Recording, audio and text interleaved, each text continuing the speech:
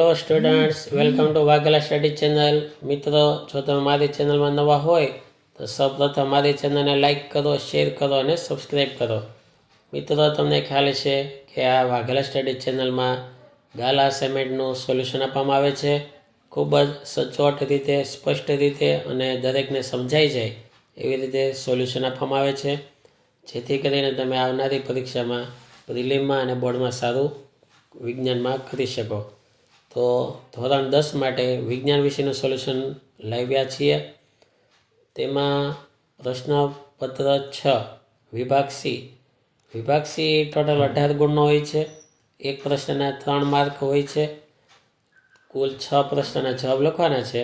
6 તેરીને 18 ગુણ આપવામાં આવે છે. તો આ રીતે સવાલો છે. સવાલ પહેલો, ઉષ્માક્ષેપક અને ઉષ્મા શોષક પ્રક્રિયા એટલે શું? ઉદાહરણ આપો. ઉષ્માક્ષેપક, જે રાસાયણિક પ્રક્રિયામાં નિપજના નિર્માણની સાથે ઉષ્મા ઉત્પન્ન થતી હોય તો તેવી પ્રક્રિયાને ઉષ્માક્ષેપક પ્રક્રિયા કહે છે. પછી તેના ઉદાહરણ આપેલા છે, સમીકરણ આપેલું છે. ઉષ્મા શોષક, જે રાસાયણિક પ્રક્રિયામાં નિપજના નિર્માણની સાથે ઉષ્માનું શોષણ થતું હોય તેવી રાસાયણિક પ્રક્રિયાને ઉષ્મા શોષક પ્રક્રિયા કહે છે. અને તેમનું ઉદાહરણ. સવાલ 39, મેગ્નેશિયમ ક્લોરાઇડનું નિર્માણ ઇલેક્ટ્રોનની આપલે દ્વારા સમજાવો. તો મેગ્નેશિયમનો પરમાણ્વીય ક્રમાંક 12 છે. તે 2 ઇલેક્ટ્રોન ગુમાવીને સ્થાયી અષ્ટક રચના પ્રાપ્ત કરે છે. તો આ રીતે મેગ્નેશિયમની રચના આપેલી છે, 2 ઇલેક્ટ્રોન ગુમાવે છે. ત્યારબાદ ક્લોરીનનો પરમાણુ ક્રમાંક 17 છે. તે 1 ઇલેક્ટ્રોન મેળવીને સ્થાયી અષ્ટકની રચના પ્રાપ્ત કરે છે. મેગ્નેશિયમ ગુમાવે છે, ક્લોરીન પ્રાપ્ત કરે છે. તો મેગ્નેશિયમ સાથે 2 ક્લોરીનનું જોડાણ થાય છે અને આ રીતે MgCl2 બને છે. સવાલ 40, ધાતુને તેના ઓક્સાઇડમાંથી મેળવવા માટે કઈ રાસાયણિક પ્રક્રિયા વપરાય છે? તો ધાતુને તેના ઓક્સાઇડમાંથી મેળવવા માટે ઓક્સાઇડને ગરમ કરતાં તેમાંથી ધાતુ છૂટી પડે છે. મધ્ય સક્રિયતા ધરાવતી ધાતુના ઓક્સાઇડનું કાર્બન વડે રિડક્શન કરતાં ધાતુ છૂટી પડે છે. અને ઉચ્ચ સક્રિયતા ધરાવતી ધાતુના ઓક્સાઇડના પીગળિત દ્રાવણનું વિદ્યુત વિભાજનીય રિડક્શન કરીને ધાતુ મેળવી શકાય છે. સવાલ 41, અનૈચ્છિક ક્રિયાઓ અને પરાવર્તિત ક્રિયાઓ એકબીજાથી કેવી રીતે ભિન્ન છે? તો એનો તફાવત છે. અનૈચ્છિક ક્રિયાઓ, આ ક્રિયાઓ લંબ મજ્જા વડે નિયંત્રિત થાય છે. પરાવર્તિત ક્રિયાઓ, આ ક્રિયાઓ કરોડરજ્જુ વડે નિયંત્રિત થાય છે. બીજું, આ ક્રિયાઓ સામાન્ય સ્થિતિમાં સતત ચાલતી હોય છે, જેમ કે હૃદયના ધબકારા, શ્વાસોચ્છ્વાસ. આ ક્રિયાઓ આકસ્મિક સ્થિતિમાં શરીરને લાભ માટે થાય છે. દાખલા તરીકે ગરમ વસ્તુને અડકતા હાથ પાછો ખેંચી લેવો. ત્રીજું, તે ચોક્કસ નિયંત્રિત દરે થતી ક્રિયાઓ છે. તે અત્યંત ઝડપી ક્રિયાઓ છે. સવાલ 42, શુક્રાશય અને પ્રોસ્ટેટ ગ્રંથિની ભૂમિકા જણાવો. જવાબ, માનવના શુક્રપિંડનું કાર્ય. તે શુક્રકોષોનું ઉત્પાદન કરે છે. તે ટેસ્ટોસ્ટેરોનનો સ્ત્રાવ કરે છે.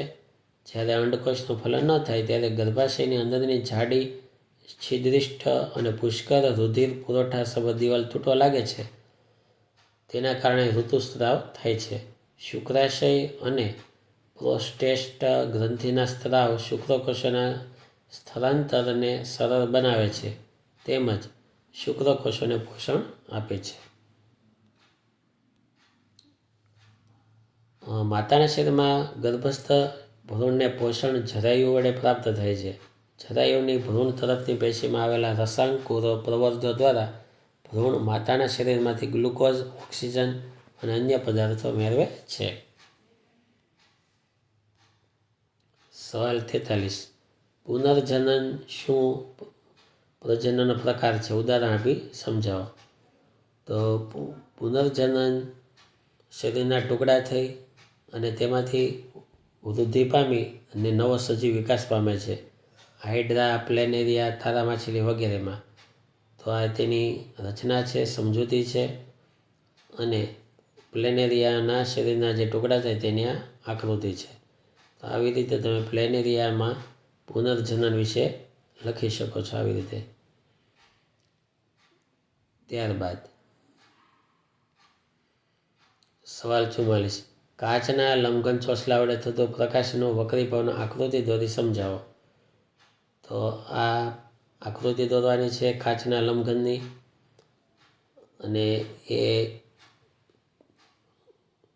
વક્રીભાવ સમજાવતો પ્રયોગ છે. જો આવી રીતે લખવાનું છે. સવાલ 45, એક વિદ્યાર્થી સૂર્યપ્રકાશમાં લેન્સનો ઉપયોગ કરી કાગળ સળગાવે છે. તો આ વિદ્યાર્થી એક ઉપયોગમાં લીધેલા લેન્સનો પ્રકાર જણાવો. કિરણાકૃતિ દોરો. તો લેન્સ હોય બહિર્ગોળ લેન્સ હોય, પ્રતિબિંબ લેન્સના મુખ્ય કેન્દ્ર પર આવે અને કિરણાકૃતિ. આ એની કિરણાકૃતિ થઈ. સવાલ 46, ઓહમનો નિયમ લખો, તેનું સૂત્ર તારવો. ઓહમનો નિયમ, અચળ તાપમાને વાહક તારમાંથી પસાર થતો વિદ્યુત પ્રવાહ તે વાહક તારના બે છેડા વચ્ચેના વિદ્યુત સ્થિતિમાનના તફાવતના સમપ્રમાણમાં હોય છે.